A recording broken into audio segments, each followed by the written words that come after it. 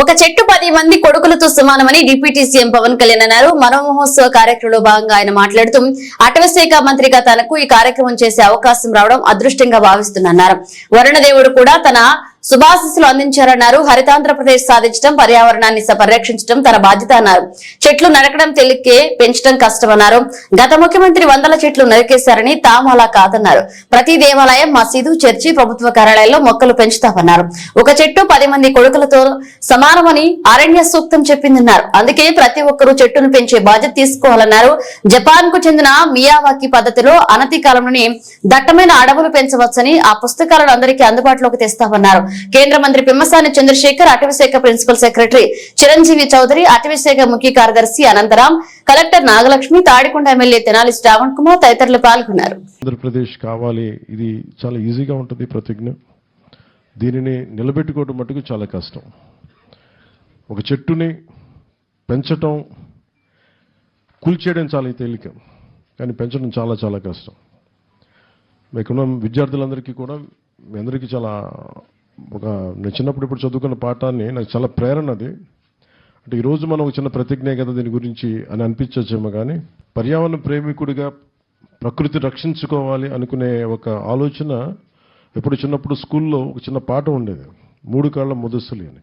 Almost కాటికి కాళ్ళు చాపుకొని చావుకు ఎదురు చూస్తున్న ఒక ముసలతను ఒక తినేసిన మామిడి టెంకని చిన్న గొయ్యి తీసి రోడ్డు మీద రహదారులు ఎక్కడ ఒక అడవిలో ఉండే ఒక బాట వైపు నాటుతూ ఉంటే, ఆ దారి వెంబడి వెళ్తున్న మహారాజు, ఆయన సైన్యాధిపతి వేట చేసుకుని వాళ్ళు తిరిగి రాజధాని వెళ్తూ ఉంటే, ఆ మహారాజు అంటాడు సేనాధిపతి తోటి, చూడండి ఎంత ఆపాపు గుర్రాలు ఆపు అని చెప్పి గుర్రాలు ఆపి చూస్తుంటారు. ఆ తినేసిన మామిడి టెంకని అతను పక్కన నాటుతూ ఉంటాడు, పక్కన తన మనవాడు ఏదో సహాయం పడుతూ ఉంటాడు. చాలా వెటకారం చేస్తాడు. ఆ పద్యం అంతా ఏంటంటే, ఎరా 3 కాళ్ళ ముదుసులే, నువ్వు ఎంతకాలం బతుకుతావు అని చెప్పి నువ్వు ఇది నాటుతున్నావు, ఇది పెరిగి పెద్దయి కాటికి కాళ్ళు చాపుకున్న నువ్వు ఒక 20 సంవత్సరాల తర్వాత 14 సంవత్సరాల తర్వాత పెరిగి మామిడి చెట్లు పండ్లు తిందామనైనా ఎంత ఆశ నీకు అనేది చాలా వెటకారం చేస్తాడు.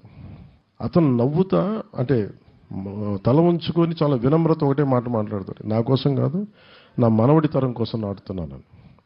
ఈరోజు మనం నాటే ప్రతి చెట్టు మనకేదో అద్భుతం ఉందని కాదు, కానీ ఇక్కడున్న భావితరాల కోసం నాటుతున్నాం. ఇది గౌరవ ముఖ్యమంత్రి చంద్రబాబు నాయుడు గారు కూడా ప్రతిజ్ఞ ఇచ్చి ఇది చదివిద్దామని మాట్లాడుతుంటే నన్ను అడిగారు, ఎలా చేద్దాం దీనంటే, మీరు చదవండి సార్ మేము ఫాలో అవుతామంటే, ఆయన సదుద్దేశంతో లేదు భావితరాలకి ఇది కావాలని చెప్పి మీ ఇక్కడ ఉన్న విద్యార్థులని పిలిపించి మరి ఆ పాప చేత చేయించడం నిజంగా ఆయన సహృదయతకి, ఆయన దార్శనికతకి నిదర్శనం. ఇది మనం ఏమి చేసినా ఇది భావితరాలకి బాగుండాలనే చేస్తాం తప్ప, ఈరోజు మనం చేసే ఏ పని కూడా మనకంటే కూడా వచ్చే తరాలు బాగుండాలి. ఆ క్రమంలో ఈ అడవి వాతావరణాన్ని పరిరక్షించుకుంటే తప్ప మనకు మనుగడ లేదు. గౌరవ ముఖ్యమంత్రి గారు చాలాసార్లు రివ్యూ మీటింగ్స్లో కూడా ప్రత్యేకించి చెప్పింది, మనకి 29% ఉంది మనకి అడవి, మనకి పచ్చదనం, మనకి అది అడవుల ద్వారా కావచ్చు, వనాల ద్వారా కావచ్చు, కానీ దానిని 50% తీసుకెళ్లాలన్న లక్ష్యంతో ఈ చంద్రబాబు గారి నాయకత్వంలో ఈ ప్రభుత్వం పనిచేస్తాం. దాంట్లో భాగంగానే ఈ 1,00,00,000 మొక్కలు వన మహోత్సవ కార్యక్రమాన్ని మొదలుపెట్టాం. ఇది జూన్ జూలైలో మొదలై ఈ మొక్కల నాటే కార్యక్రమం మనకి నవంబర్లో వచ్చే కార్తీక సమారాధన వరకు సాగుతూ ఉంటుంది. ఒకటి మొక్కలు నాటడమే కాదు, దాన్ని పరిరక్షించుకోవడం కూడా చాలా చాలా అవసరం. దాన్ని ఎలా చెయ్యాలనేది ఇది ఒక్కళ్ళని చేస్తే సరిపోదు, ఇది మనందరి సమిష్టి బాధ్యతగా తీసుకొని నడిపించాల్సిన అవసరం. కేవలం ప్రభుత్వ శాఖలు, ప్రభుత్వ అధికారులు కాకుండా ప్రతి ఒక్కరూ దీన్ని సమిష్టి బాధ్యతగా మన బాధ్యతని నడిపించాల్సిన అవసరం ఉంది.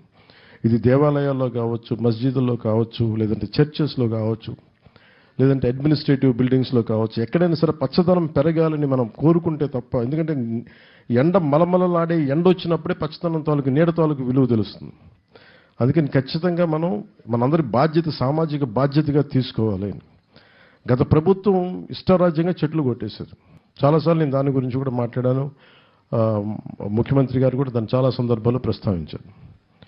కోనసీమలో ఒక మాట చెప్తారు, ఒక కొడుకు ఒక చెట్టు పెద్ద కొడుకుతో సమానం, ముఖ్యంగా కొబ్బరి చెట్టుని పెద్ద కొడుకుతో సమానం అంటారు. అంటే అంత బలంగా చెట్టుకి ఇది అరణ్య సూక్తం చదవాలి. మనం అరణ్య సూక్తం చదివితే దాని తాలూకు విశిష్టత, ఒక చెట్టు తాలూకు విశిష్టత ఎలా ఉంటుందంటే, దాదాపు 10 మంది సంతానంతో సమానం. ఇంకా నేను సరిగ్గా చెప్పట్లేదు కానీ దాదాపు 10 మంది పెద్ద కొడుకులతో సమానం అన్నట్టుగా మాట్లాడుతుంది ఒక్క చెట్టు.